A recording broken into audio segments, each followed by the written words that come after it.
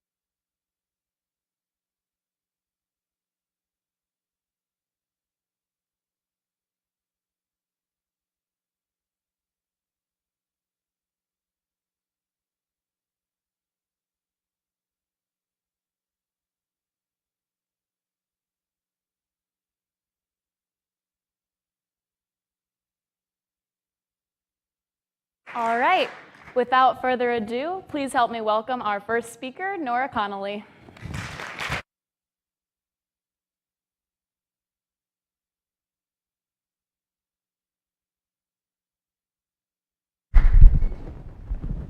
Imagine this. I'm in 8th grade, lying in my bed, the oiled gears in my head turning 1,000,000 miles an hour. I open my eyes into the dark and reach over to grab my phone and open the Notes app.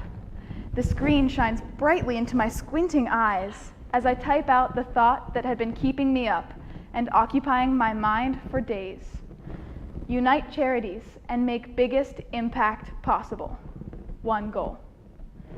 This idea grew from my incredulity and hopelessness at how much suffering there is in our world, and hating how unattainable a future free of suffering seems. I asked myself what on earth we were doing wrong here, that so many people in the world were in pain and in need. Why had I heard of a raft of useless donations, like once-used tea bags and purses, that was set out to sea on fire? Why were charitable organizations not communicating and supporting with each other? I knew then, and I know now, that I alone can never hope to make a dent in the problems I see. That's a pretty sad outlook, isn't it? But I bet we've all been there before, and it's not a positive or constructive feeling to have hanging around for too long. However, as I said, from this feeling, I formed my belief that all of those problems could be fixed if we communicated, and that we, individuals and organizations, can raise our world up if we unite to function as a beautiful, multi-talented whole. Fast forward to the beginning of my senior year, and I still believe this strongly, and I am ready to do my part in creating that union through a love of mine, connecting people. In the first half of the year, we all chose a topic about which we would write a sizable paper. I decided to research the main causes of poverty in underprivileged countries, so I could have a working understanding of these causes going into the rest of my project. With the help of my experienced and invested mentor, Bonnie Hodgel, I succeeded in this. I condensed a fraction of the information I learned about this immense topic into my paper, which is in my portfolio on my right if you would like to read it. After this, January quickly arrived, which meant it was time to begin creating something from the idea that had been sitting in my mind, collecting dust for too long. I was nervous about the roadblocks I would face along the way, and most of all, about the prospect of complete failure. The completion of my original idea meant everything to me. This original idea included at least 5 charities who wanted to unite and work together through listing their needs on a full-fledged interactive website set up so people around the world could fulfill the needs of the United Charities by donating online. I told myself I couldn't fail, and yet I asked myself, what if I do let my dream fail? Much to my relief, I soon found I was not alone in my journey and would be aided by our teacher, Mr. Boyce, and a new project mentor, among many others. I quickly chose my dad, Sean Connolly, as my mentor. From our first meeting, my dad challenged me to ask myself 3 questions. 1, why does addressing this problem matter to me? 2, how will I solve this problem? And 3, what form will my project take that best reflects my why and how? He learned about these questions and the integral part they play in any mission from Simon Sinek's famous TED Talk, where he tells us that the way people and organizations like Apple and the Wright brothers answer those questions is paramount to success. I think I watched that talk enough to become an Apple spokesperson myself. Despite this, those questions were still just words, inquiring about what I had nebulous answers to at best. And meanwhile, what my dad wanted were concise answers that carried meaning. Yikes. I was frustrated and unbelieving that it took me many weeks to grasp the questions and align my answers on paper with what was inside. It felt like the answers were so simple, and yet, anytime I wrote them down, they lacked an important aspect of my idea. I had never strained almost endlessly, racked my brain to find answers hidden inside myself before, and I see now it is no easy process. Thankfully, during this same time, my dad also tasked me with meeting with industry leaders to learn from them what they think is missing in the social benefit space, where it's headed in the future, and more. He also had me listen to many audiobooks and masterclasses about everything from purpose in life to business to successful social startups. Each of these books and meetings touched on at least one piece of the triple threat of questions: why, how, and what. It was the combination of many half-baked drafts, countless meetings, and buckets of listening material that eventually increased my understanding of these questions to the point where I was able to give answers that were this close to what I knew would be the winning answers. I answered the why and how questions through incorporating my beliefs from the new church about the grand man and how wonderfully each community of heaven works with the others. I was thrilled that the idea of cooperation and reciprocated support paralleled my hope for everyone to come together to help each other be more useful. At this point, I only needed a satisfying answer to the what. A late night sauna-like shower and class period later, I was asking my classmates and Mr. Boyce which of 2 answers to the what question they liked better. After gathering that both were good, the two whats were smashed together into a perfectly encompassing super Franken answer. That's the one, we exclaimed. I have never felt more proud of 3 sentences in my entire life. Yep, all right, now for the other part of my project. Oh, wait. I should probably share the answers to these questions with you, shouldn't I? Here they are, in a business pitch-like form. We believe humanity is at its best when our activities are, simply put, human.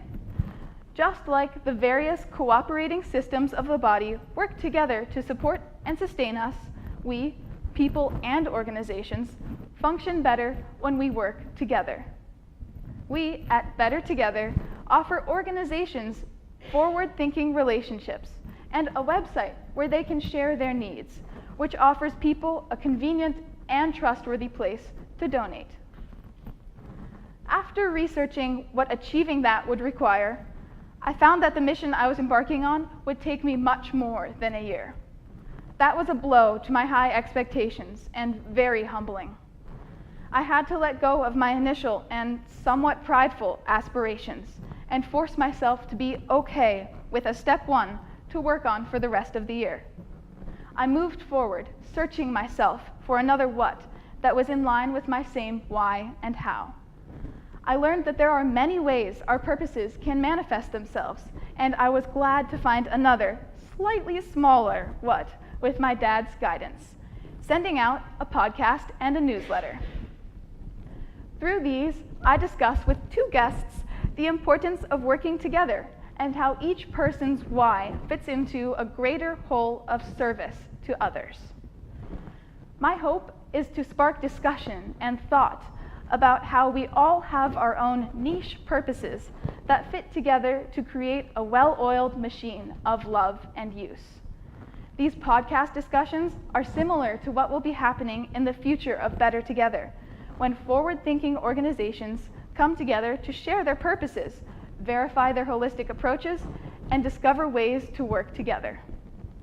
And what else could inspire me to work even harder to achieve that goal than some hands-on work? For my service piece, I decided to give back locally at the Jenkintown Food Cupboard. Soon, I will be officially cleared to volunteer on Thursdays on tasks like picking up donations, preparing to distribute donations, and cleaning up afterward. I am excited to work with an organization doing good for people around me, and am looking forward to learning a lot from the volunteers.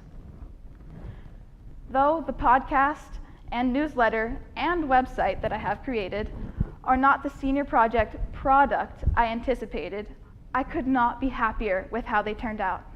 Here is a short clip from my first one with Laurel Mergen and Luke Fraser.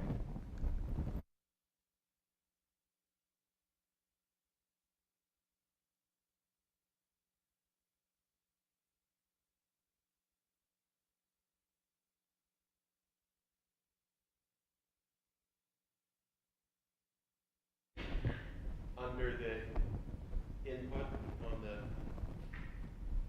I wish I could see a thumbs up or thumbs down. Should I come up?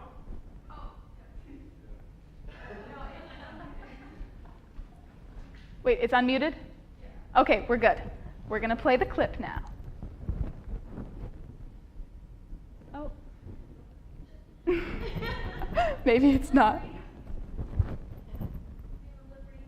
Yeah, that would be good. That would be great. I went back so we can restart. Okay, let's go ahead and see if it's Ready? here. Okay. Still can't hear anything. Sorry.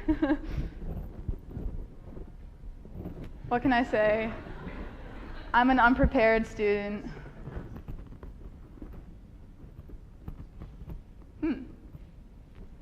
Well.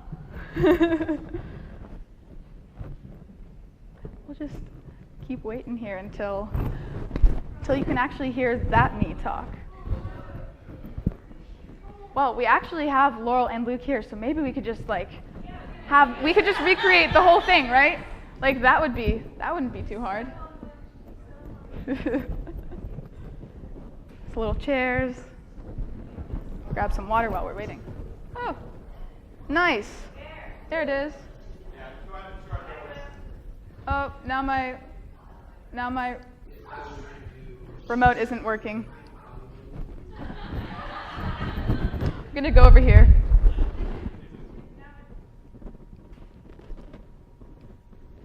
Okay, so let's see how this works. Maybe if you put it to the end, you can, nope. Guys, I'm starting it from the beginning. That just seems like the smart thing to do at this point. Hit play. Don't know why I didn't think of that before.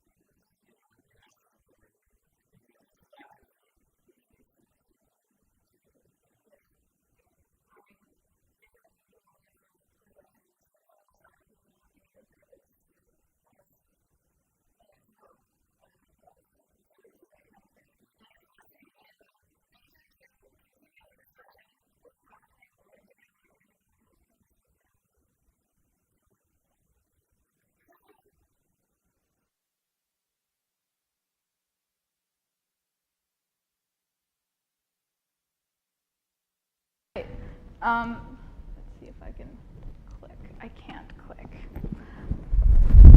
Ooh. Still can't click. All right. It's okay. Oh, once more. Getting a workout today. Can't laugh with this mic on. Okay, thank you. So, like I said on the end of that podcast, you guys can join the conversation, but here you can sign up for the newsletter over there instead of using the hashtag, but you can do both. Let's see. Sorry.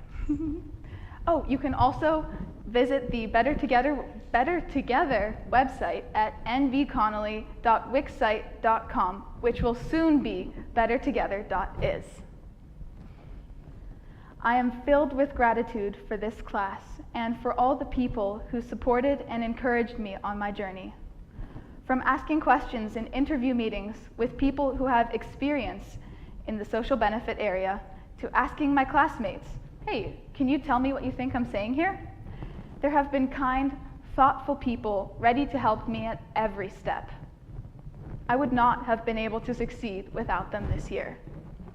I spent countless hours scouring for information to validate or contradict my plan to incite communication.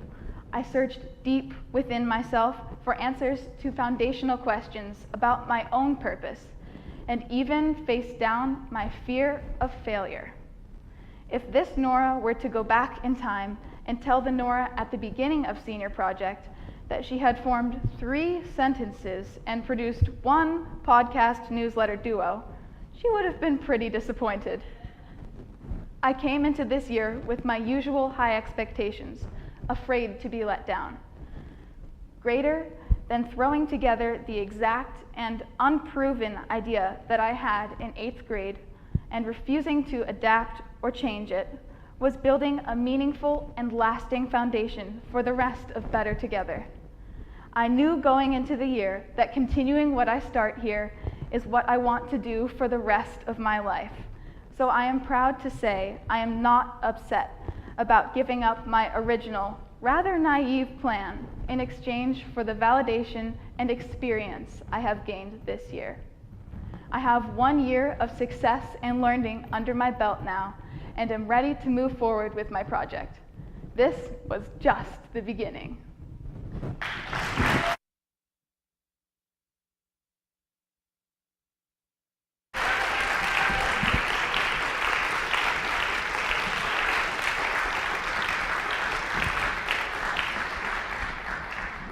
Thank you. Are there any questions? My name. Is the idea to bring together the different organizations on this website so that they can come together, or is it for people who want to look into a certain organization to find it? Actually, kind of both.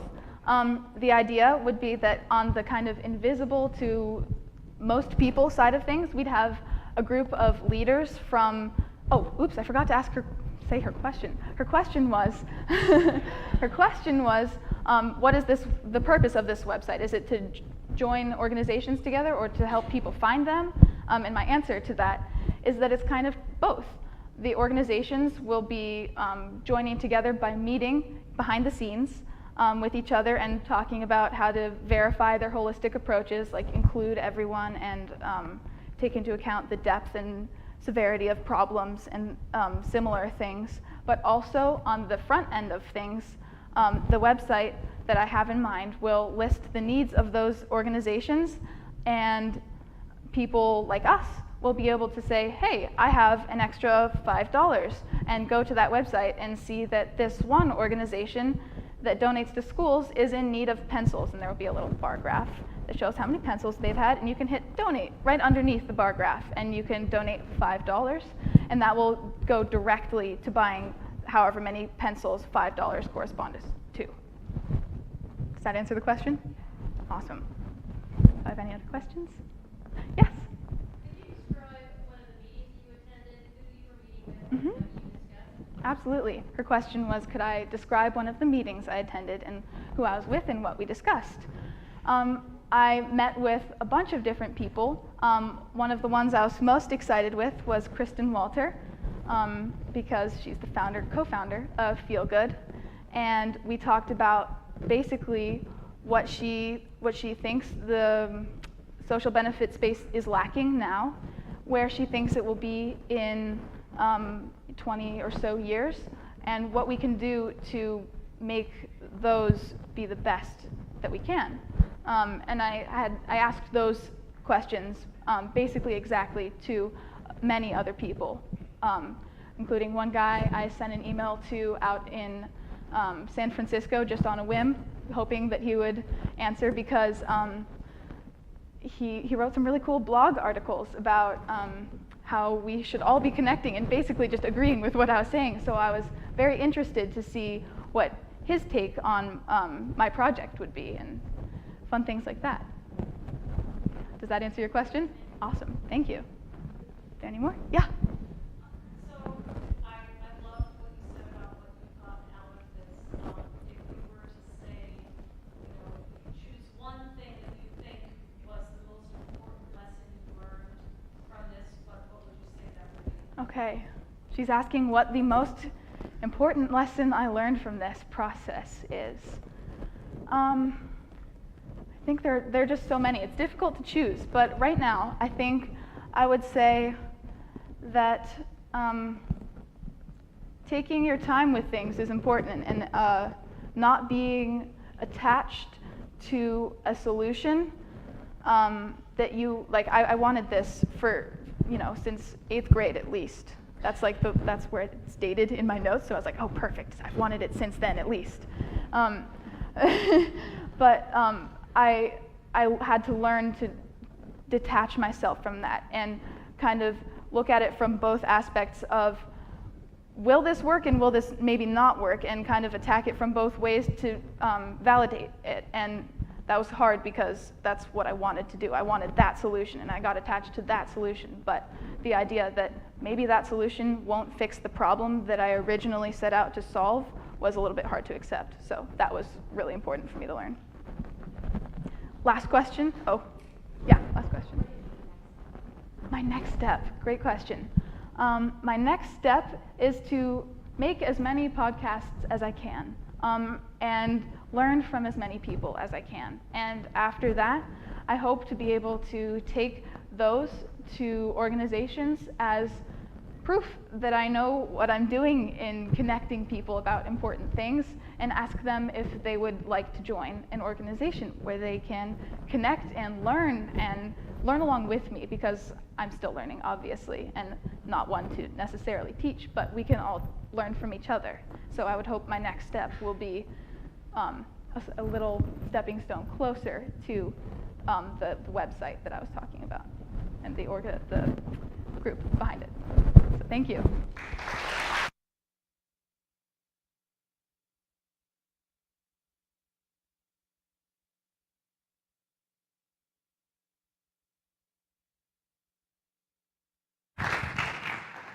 Thank you so much, Nora, for that vision. Now, ladies and gentlemen, we're going to take a short 10-minute intermission, during which you can come look at the mission statements and portfolios of all of our senior project students for tonight, or you could go back to the back hall and enjoy some refreshments. We just ask that you please do not bring the refreshments back into the auditorium, just enjoy them back there. I'll be back in 10 minutes.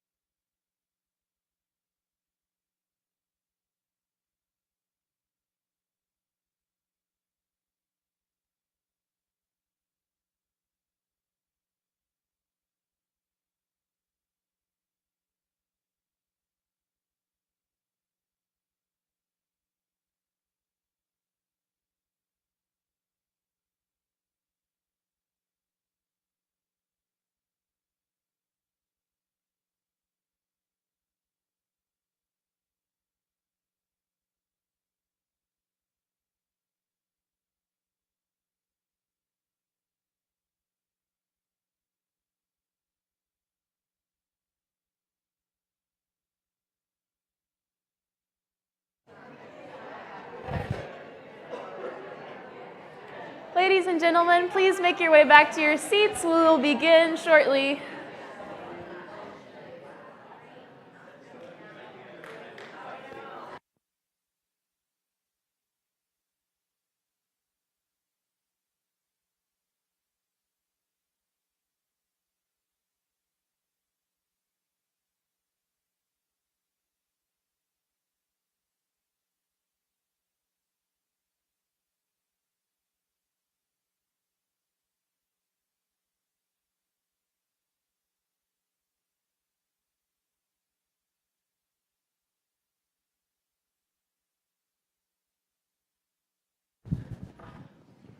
Welcome back, everyone.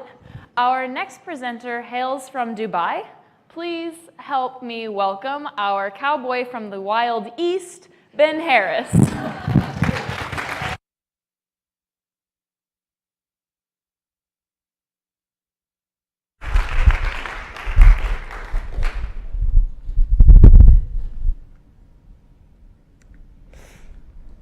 The goal of my project was to obtain a pilot's license. I had no idea where to obtain a pilot's license, so I moved on to something else. I decided to become a certified glider pilot. The thing with gliding is you need warm air, and if you remember these last few months, you would know that that would not have gone well. That didn't stop me, though. I then decided to become a hot air balloonist. I went onto YouTube and looked at videos. It looked very cold and very boring. I'm from the desert. I don't do cold, and I didn't want to do something boring. And so, by the time mid-January came around, I chose to go down a different path. Horse riding.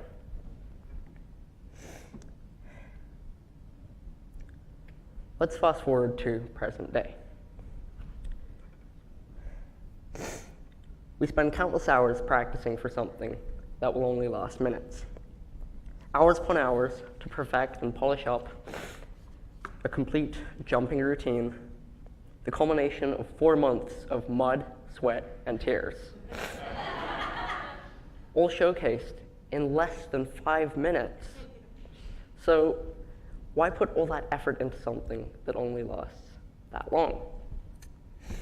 Now, you may be wondering, what is this guy talking about? He was talking about planes and horse riding. As my project title suggests, I've been in the saddle before. After 14 years, I decided to return to horse riding. After all, riding around in circles and circles and circles with some guy holding onto the horse is no way to learn to ride. Not to mention the spate of incidents that occurred. In a space of 3 weeks, I was thrown off, chased away, bitten, kicked, charged, had to roll under a fence. I gave up on horse riding a long time ago.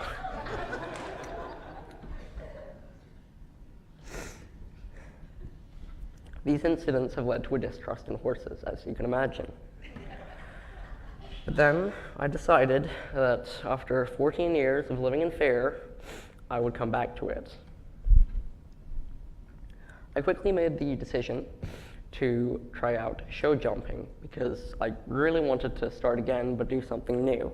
I wanted to wipe the slate clean. And so, by February, I was back in the saddle.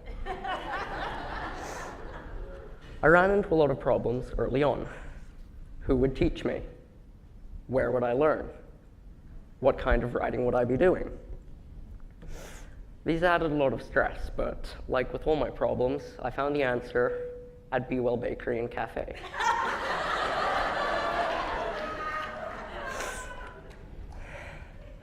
That's where I met my mentor, Miss Suzanne de Vincent. I was extremely lucky to find someone who taught English, style riding and knew what senior project was. Suzanne was exactly the person I was looking for. She was always honest with me when I wasn't doing something right or wasn't doing it to the best of my ability. She pushed me to go further when I was in pain or was uncertain of things. She kept me going. She was always giving me support and advice on how I could improve. And that is what kept me in the saddle.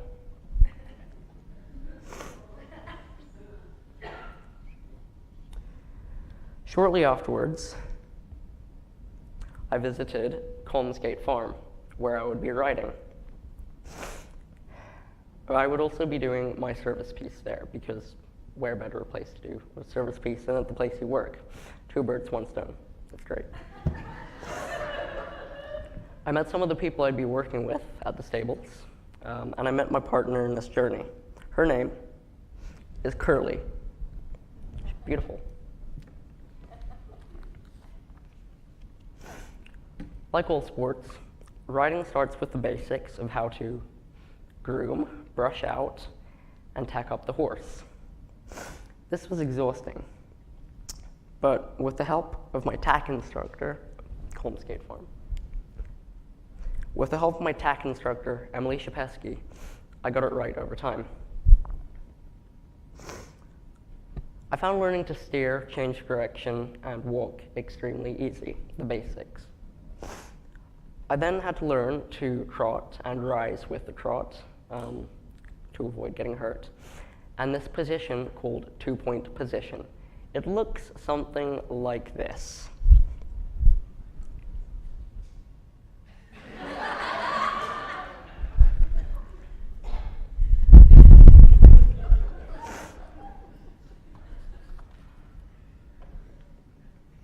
I think the phrase, no pain, no gain, was coined by equestrian experts.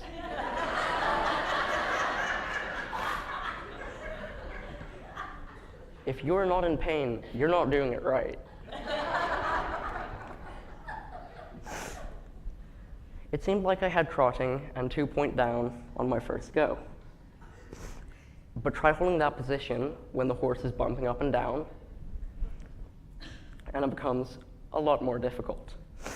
When you add cantering and holding said position for many, many laps of the arena, it is excruciatingly painful, but you have to do it.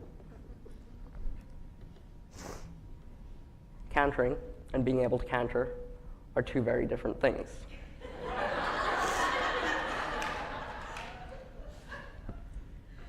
You can make a horse canter, but you can't make it keep cantering. I spent months trying to get this horse to canter. Just doing that. And then, on the other days, I would be learning to make better the other things that I had done. And finally, just 6 weeks ago, I completed my first course of 8 jumps. Some of the other things I learned in my experience riding. Horses are very smart creatures, and they have their own ideas. Horses' ideas and your ideas don't always coincide. That sometimes made things difficult. Riding is a commitment of many, many hours, a lot of pain, sweat, sometimes tears, on bad days, blood, and coming back to the dorm with people holding their noses. A very important lesson I learned is that cats will not always get out of the way of a 1,000-pound horse.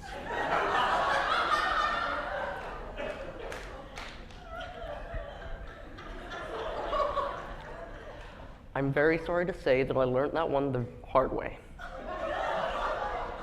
Trial by error. The cat is fine. Suzanne wasn't. So it was only after I finished those jumps that I realized that the hours of cantering, trotting, changing directions, circles, zigzags, brushing, all the other things really did pay off.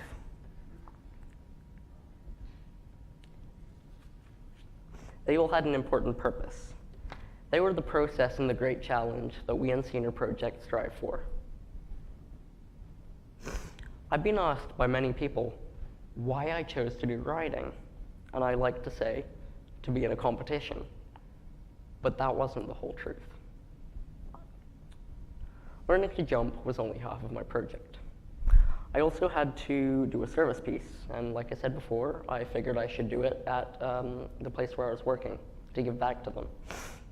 So for Monday and Friday, after my lessons, no matter how exhausted I was, I would work for an hour, refilling water buckets, sweeping, boot polishing, polishing equipment, and many, many other things.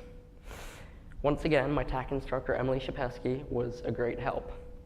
And soon enough, I went from nuisance to helper.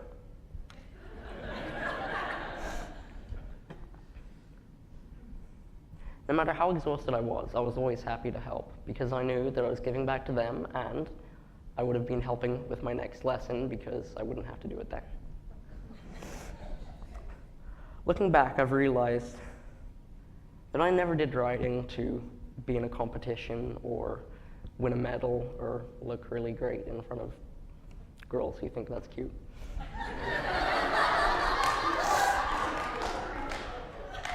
I did writing because I was afraid of it, and I wanted to conquer that fear and control it.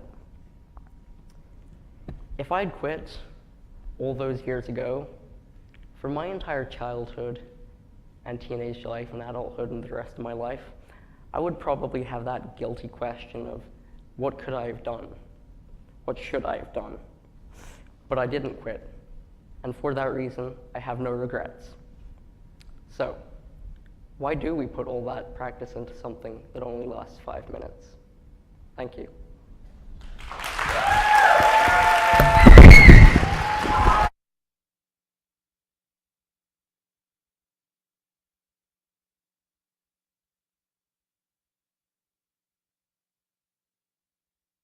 Are there any questions?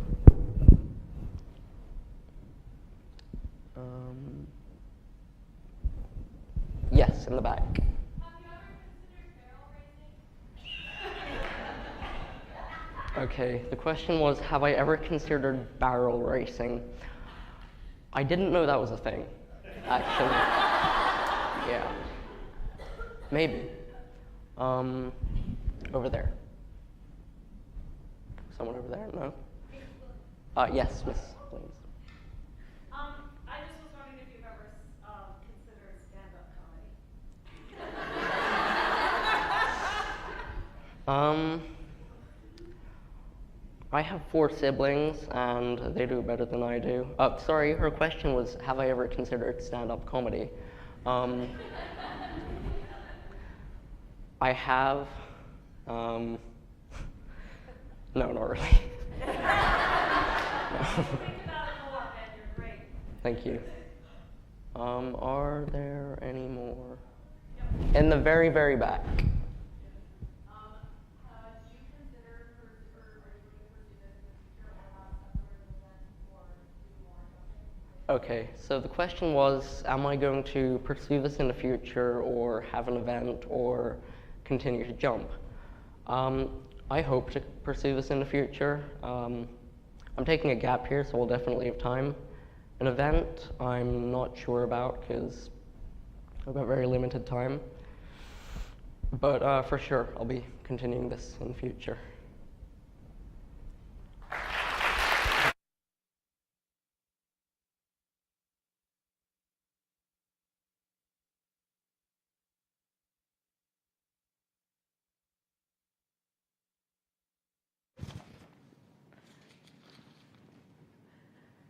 Thank you very much, Ben, for that wild ride. There's going to be another brief 10-minute intermission, 5-minute intermission this time. Again, you can look at the portfolios, the mission statements, or you can go have snacks in the back. Thank you.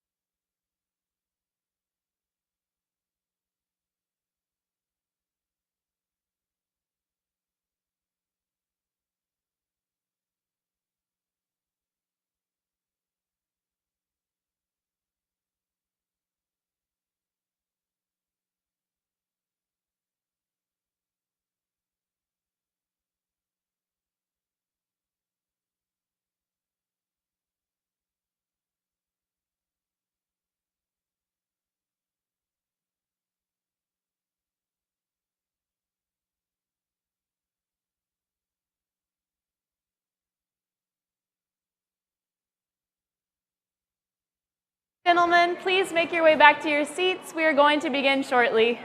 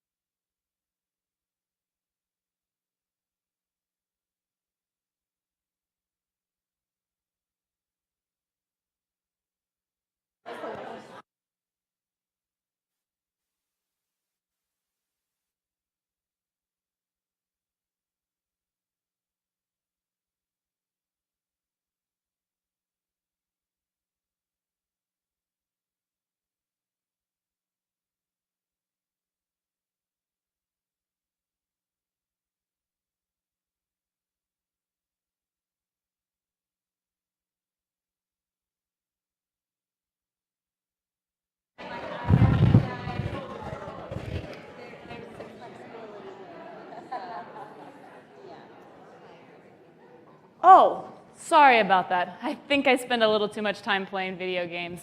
But I'm not the only one. Please welcome Paul Bengabi Kazim.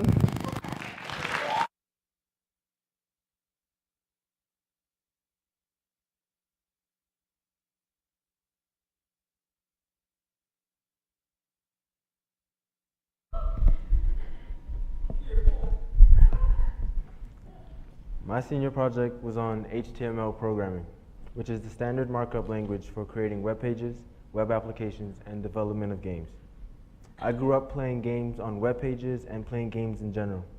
Most days in my childhood, I played video games all day inside of my room. My dad will always call me out for playing video games 24/7. The one thing he always said to me was, imagine where you'd be if you devoted all the time you put in those stupid games into your school books. The reason I started Senior Project initially was to give my dad something to be proud of. I saw it as an opportunity to put myself in a position to do what I love, which is interacting with video games, expressing and showcasing my creative ideas, while also seeking the approval of my father. My dad is a computer programmer and does code with database analysis. I felt as though if I could do HTML and computer programming by myself, or at least without him, he would see me as a man who has taken advantage of the opportunities before him. While this being the main purpose and motive for me doing this project, the underlying factor is that I am actually interested about this HTML and programming field. I plan to use the information and experiences I learned in this project to entertain others. I hope I'll be able to use this project as a stepping stone for my future career. The future is moving towards coding and programming, and I feel as though the sooner one is exposed to this field, their chances of success in this computerized age will significantly increase. I also just wanted to try something new and expand my borders. So when I got the opportunity to use this as my project, I dived right in. The process was very difficult. There were many cases where I wanted to just give up. The problems I initially had was I had to come up with a lot of project ideas, but they were all out of reach. My first project idea was developing an app. I reached out to people in the community and emailed people here and there and desperately searched for insight.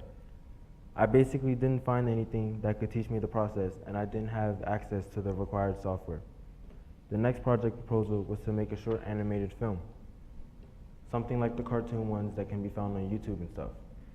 I found the chances of me completing this project to be higher than the original idea of building an app from scratch. I initially stumbled upon the idea of creating a game using HTML.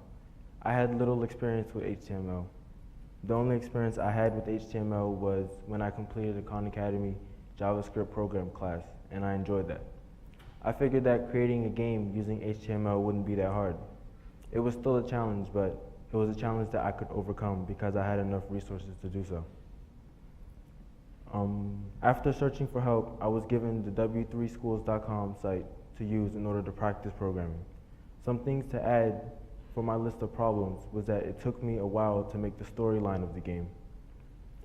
I played games in which the storyline would be altered by the decisions you make, so I wanted to implement that into my game.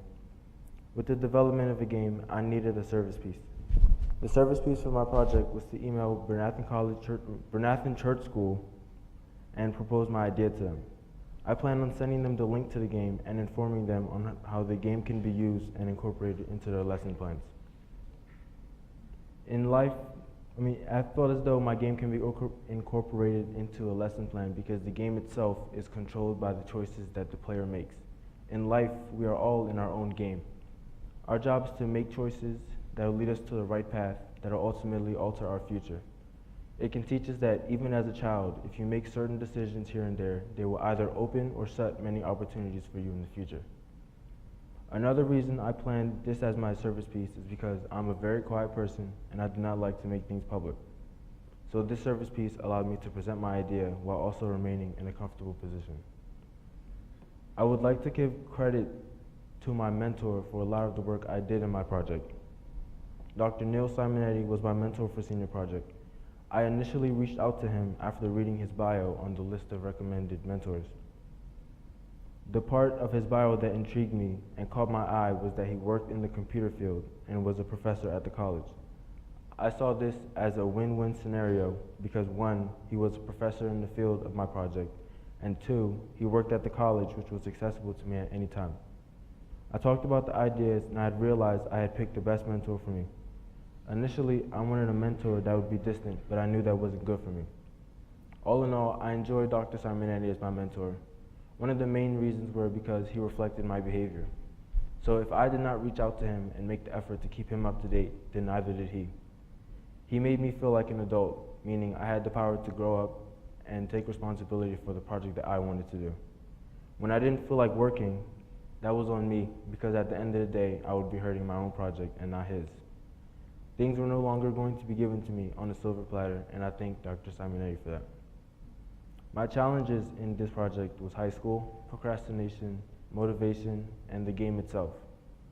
Just because you are in senior project does not mean that the rest of high school is on pause.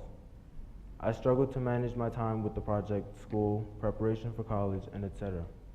Many, if not most of my my challenges were self-inflicted. I'd also tell myself, oh, I'll do it later, and found that I held off my work a lot. But I was able to get my mind straight and pull through. I was able to take control of my situation and deal with the fact that it was not going to be easy, but at the end, it was going to be worth it. Another complication I had was with the programming itself.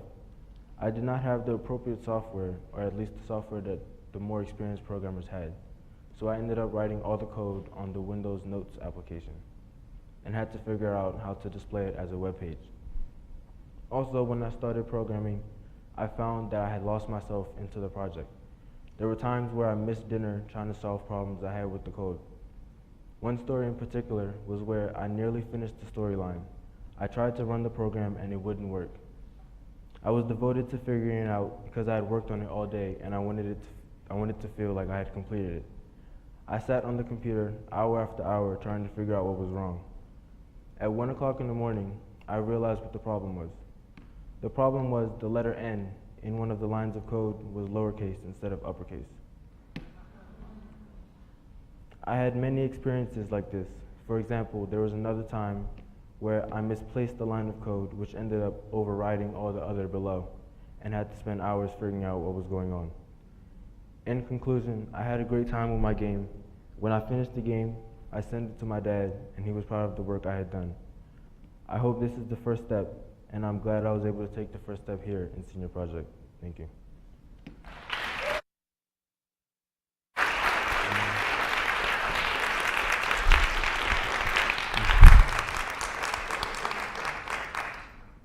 And this is all the code for the game.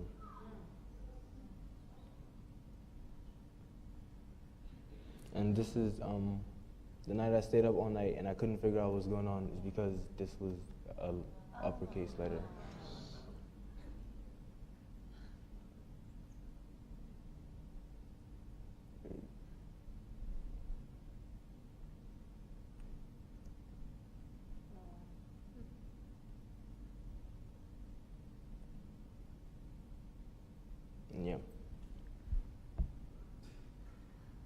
I was thinking we could like,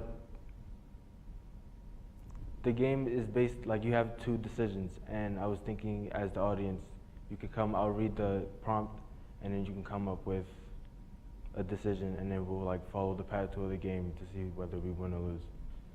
All right.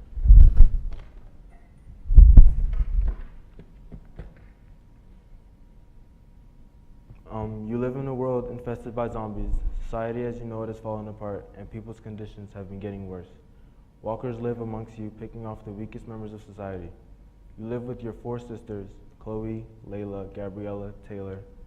Your parents have been eaten in a zombie attack a while back. One morning, you wake up inside of an office building, a safe haven for you and your sisters. You wake up realizing that you are low on food, and you might not have enough to support you and your sisters for the day. You get up and decide to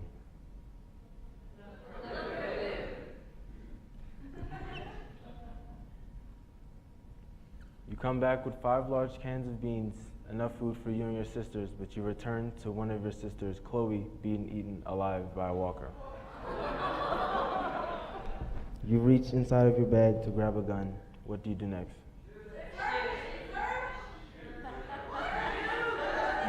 I need one answer. I need one answer. I need one answer. Search? You've abandoned your dying sister and allowed her to become a walker. You roam the halls of the office building, calling out your remaining sisters. You walk down a long hallway and take a right turn. There's a crowd of walkers outside one of the rooms down that hall. You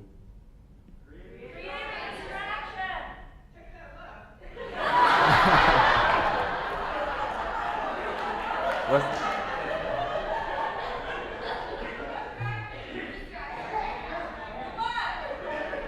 You have to pick one. Left? You fire your gun down the hall to the left. The walkers are now headed towards your direction. You see your sisters heading out of the room. They cry while running to safety, giving you love and thankfulness for you saving their lives. You die knowing 3 of them made it out and are safe. Congratulations.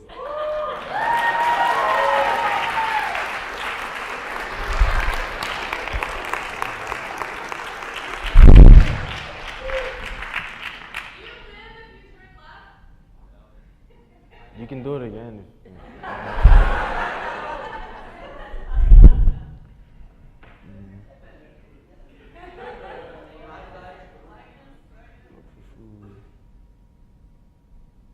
You said go left.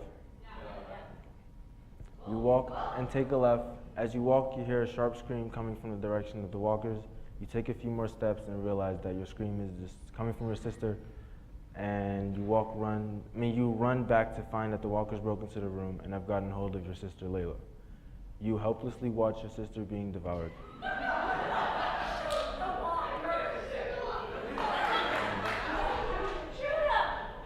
You shoot him? You shot and killed the walker. You shot and killed the walker that was eating your sister, but the sound of the gunfire alerts a crowd of walkers and they are now headed in your direction. You comfort your sister in her last moments and you are both killed.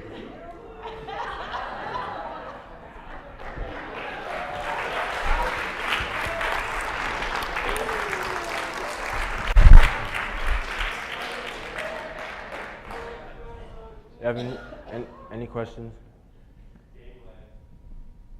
At the back. How do we play the game? You just click the choices.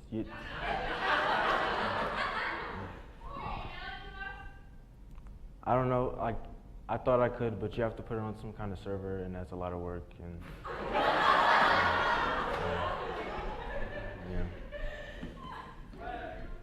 yeah. I have 2 questions. Are you planning to go to college, and if so, are you planning to stay in this field? Yeah, I plan on doing computer science in college, yeah. So, are you interested in doing this kind of thing in virtual reality as well? Yeah, once I have more, like, access to different things I can broaden, like, I can, Remember to repeat the question. Oh, my bad, my bad, my bad.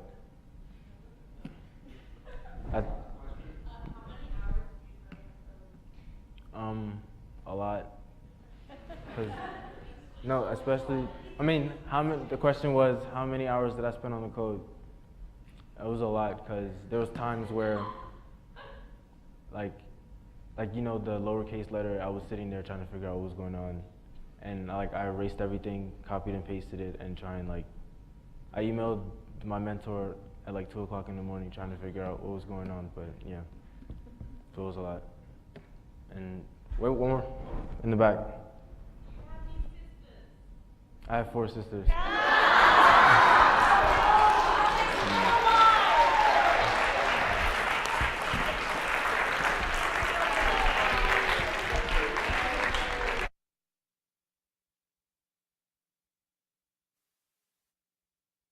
For that semi-horrifying experience. But anyway, we have one more intermission, 5 minutes. Again, portfolios and snacks in the back. Thank you.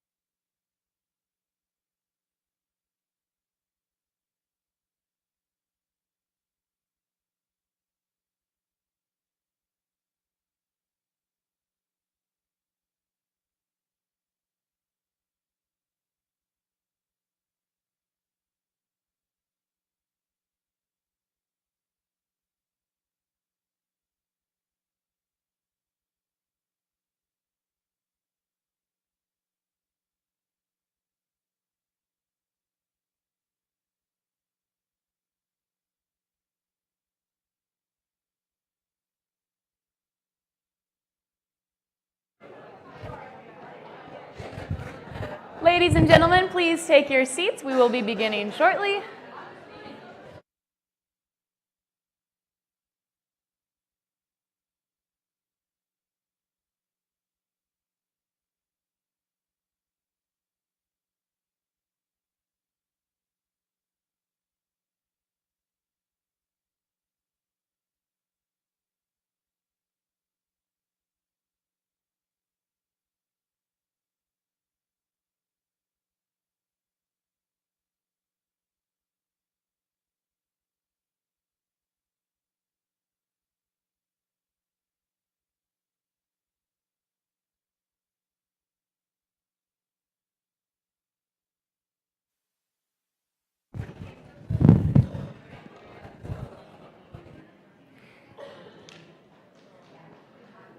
Hello again, everyone. Our final presenter wants you to know that she cares most about personal care and mental health. Please welcome, all the way from Oak Arbor, Michigan, Ava Elder.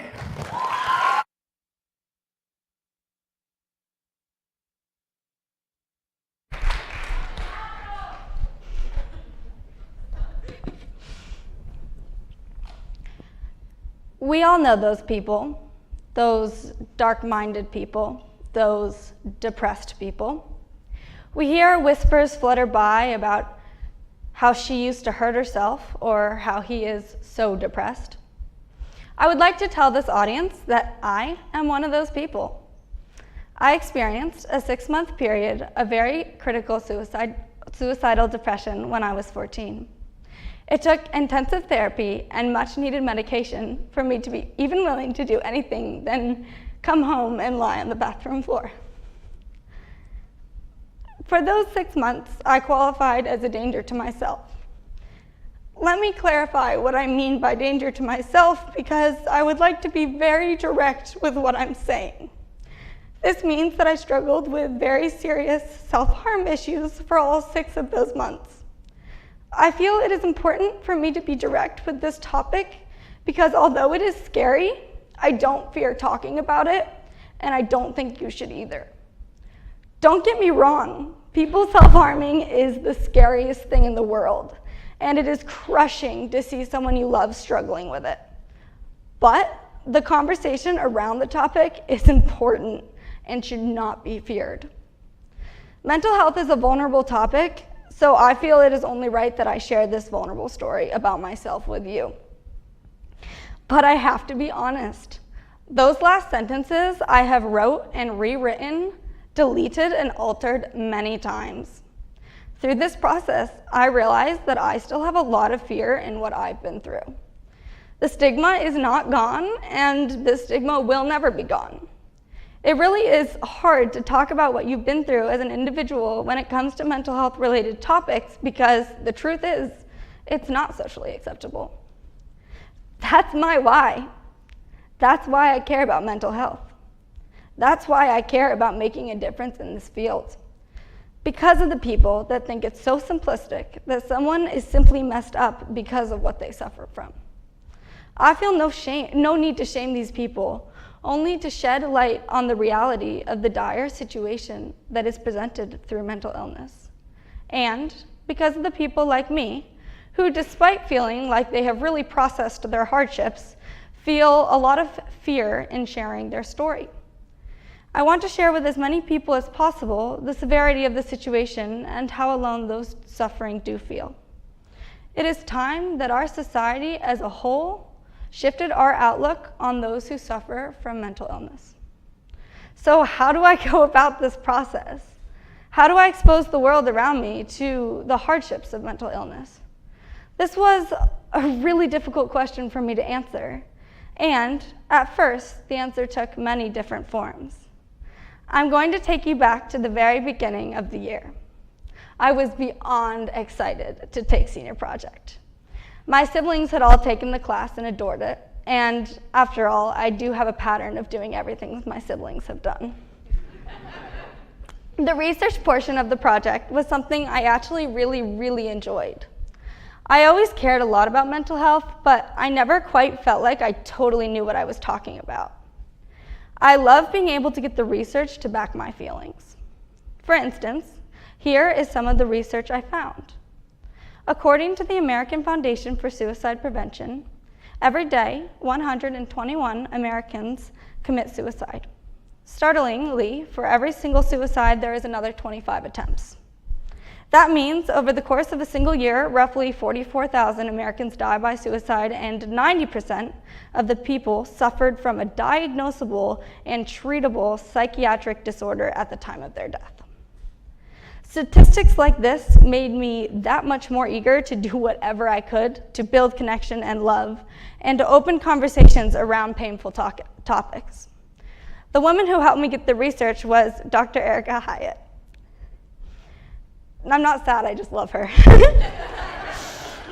Dr. Erica is nothing short of an inspirational powerhouse. I considered it a huge privilege to work with her. She guided and directed me through my whole process, helping me out of sinkholes and helping me keep up boundaries from the pain that I have had surrounding the topic in my own life. She was exactly what I needed. The research paper came and went, as all things do, and January arrived. It was time for Mr. Boyce to join our class, and we said goodbye to Mr. Odner. It was the time to fill out task analyses and brainstorm. I had a lot of resistance in this brainstorming period of the project, so thank goodness I found an incredible project mentor, Martha Pitcairn. If I had not found her, I may have stayed in the "please don't make me actually fill out these forms, I don't know what I'm supposed to do" phase forever. Martha and I got to thinking of project ideas, and at first that was also really hard. Do I want to run an event? No. I ran junior senior and it was really hard. Okay. Do I want to train a number of adults in the community on first response to mental health crises? No, I don't think so. Not really my thing. I was becoming this incredibly indecisive person, which is out of my character. I tend to pride myself on being pretty quick to make decisions and, give or take, usually making the right one. Martha pushed and prodded me as I tried to resist in every direction. I had a lot of soul searching to do on why I was resisting so hard. I came to the conclusion that because mental health means so much to me, and because I fought so many battles in my own head, it was really hard and scary to try and take on the big world of mental health. It's easy to feel like something I could never, ever make a difference in. After a lot of thought, this is the conclusion I came to. Anything that I do does make a difference. Yeah, it might be tiny, but it's better than nothing, and it is a form of a difference.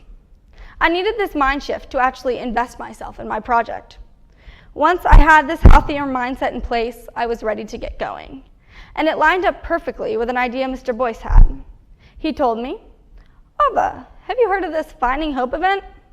No, I had not, but lucky for me, my mentor was on the planning committee and very invested in the event. Martha immediately connected me with Bronwyn Henry and Michelle Chapin. It was immediately clear to me that this was the kind of event that I wanted to be involved in. I could back their message 100%. We came up with a plan. My involvement would be twofold. I would run a small group series based off their journey book they have called Finding Hope. This would run for 4 weeks, and I would offer it to the high school students at A&C. Then I would work at the event, helping with setup and takedown, folding pamphlets, and doing any little jobs I could as my service fees. Then in the afternoon, I would also run an event at their event, a small group at their event. I worked at their meet and greet and guided people to their seats in the morning as well. Let me tell you about my small group. Basically, magic happened. I never thought that it would be so empowering and so inspiring every single time. I happened to have gotten the perfect group of students together with a very few number of trusted adults.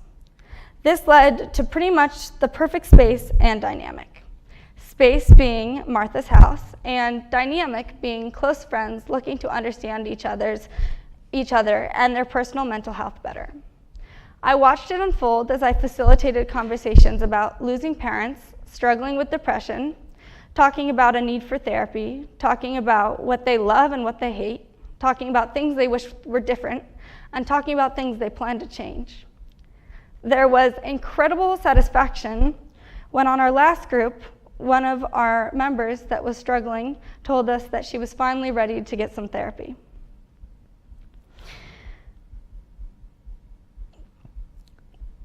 This small group was one of the greatest pleasures of my senior year, and I adored working with these people. I adored watching them grow and flourish. Not to mention, I learned so much from these incredible peers of mine. The event itself, which was my service piece, took place on May 5th. It was an incredible collaboration of beautiful minds. I was enthralled by the event, watching 4 panelists and an MC discuss some of the hardest issues we face as humanity. They discussed it with such grace and kindness, while still acknowledging the pain that was very real. There was no minimizing of mental health. I also had almost my entire small group there to support me and to learn for themselves. I adored this afternoon just as much. My small group discussed parental relationships. I asked things like, what do you wish your parents knew about you? And we talked about how to talk to them better. I felt so blessed that my service piece included me helping set up and take down with some really awesome people and working at the event itself. It was a true joy, and like all service, I think that there's a way to find things that you love doing that makes volunteering meaningful to you. I am planning to join the Finding Hope Committee in years to come, and I'm super excited about it. I love my project. I love the small groups and working at Finding Hope. I honestly just love Senior Project as a whole. I'm also immensely grateful to all of the opportunities it's provided me. There's a few thank yous I need to say. To my small group, for all of you supporting me all the way through. Every single one of them are here tonight. Thank you. But in particular to Serena Boyson for inspiring me to try and make a little difference and letting me share in her journeys and struggles.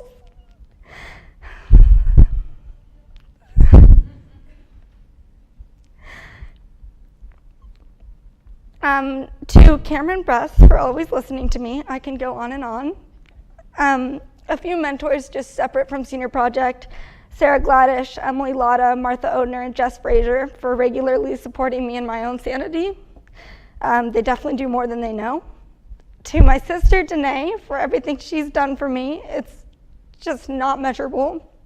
To Martha Pickaron and Erica Hyatt for being incredible mentors. To Mr. Boyce and Mr. Odner for guiding me when I needed guidance. Mr. Boyce, we miss you. To my classmates for their support and understanding. And to all of you for being here today. On a personal note, I am proud to say that my journey with my own mental health is forever evolving. For the past 2 years, I have been stable and free from depression and medication. Although I'm really looking forward to starting therapy for the 4th time in my life, with a new therapist coming up soon. And if and when the time comes where I need to reevaluate my situation and take medication back on, I'll be happy to do so. I share this because I want to drill home that mental health is not simplistic. It's an evolving and changing at all times. And you have never simply failed. And every heartbreak and in every setback and in every relapse, there is an opportunity for growth. So I hope if you take anything away, you feel like you're allowed to try out therapy for a change if you feel like things aren't going your way. On that note, let me dispel a myth. You do not have to be at death's door to see a therapist. Some of the most functional and well-rounded people I know proudly see a therapist every week. Or, I hope you look into researching ways to support those around you that are struggling. There is something always to be done. There is always a hand that needs to be held. There is always a heart waiting for you to reach out and touch it. And now I am just speaking to those who are still in that dark place, suffering every day, constantly, and feeling like nobody will ever see you or understand you. I see you and I hear your pain. Let those who love you help you. You never know. You never were and you never will be alone. I'm going to end with a prayer that many of you may know. Dr. Eric has shared this with me and it has guided me through the end of my project. God grant me the serenity to accept the things I cannot change, the courage to change the things I can, and the wisdom to know the difference.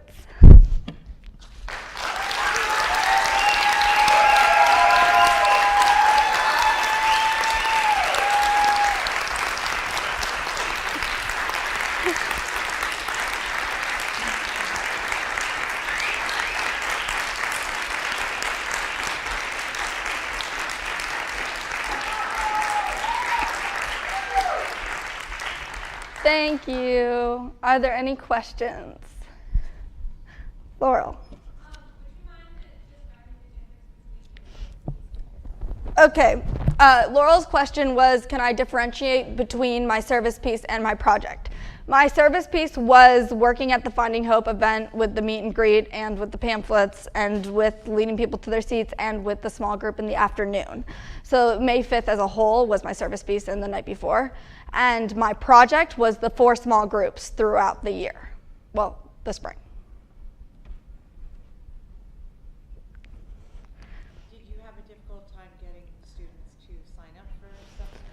No, I actually, I didn't. I had a problem. I actually didn't I didn't advertise a lot, not because I wanted anyone who wanted to be there, and I posted on Facebook.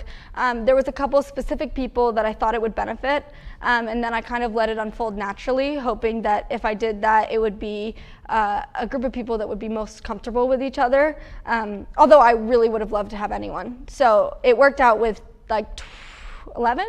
Was it 11? 11 people, which small groups you're supposed to have like a max of 12. So it worked out really well. Yeah. Emily? Wait, I'm sorry.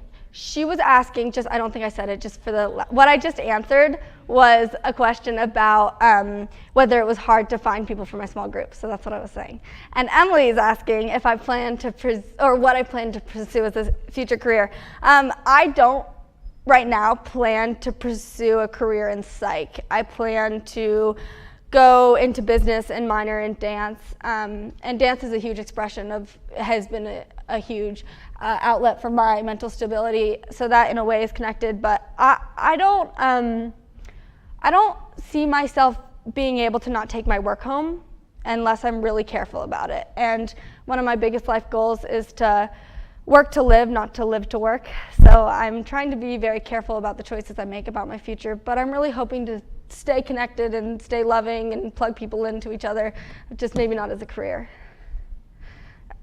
Avin. What would you say is the greatest life lesson that you got out of this experience? Greatest life lesson that I got out of this whole experience. I feel like I got a lot of life lessons. I think it's really easy to feel like everyone's super unique because they've been through a lot or because of their own path. And we are all super unique, like so unique, it's amazing. But I get really caught up in myself and feel like I've been through all this stuff and my life is so challenging or whatever. Not all the time, but from time to time.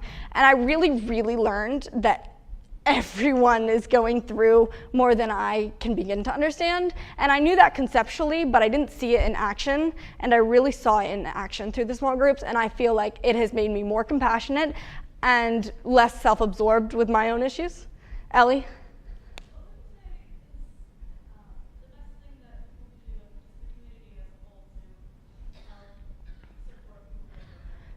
Ellie's talking about what to do as a community as a whole. That's kind of what my whole research paper was about, which you can read.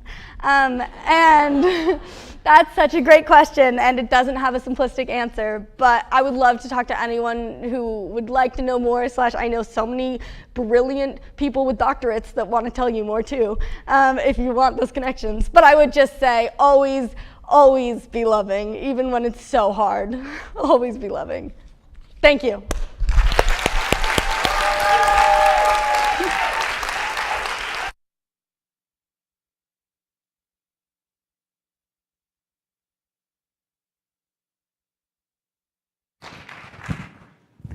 Thank you, Alva. And thank you, everybody who came out and supported us tonight. We really, really appreciate all of your efforts. God bless and safe travels home.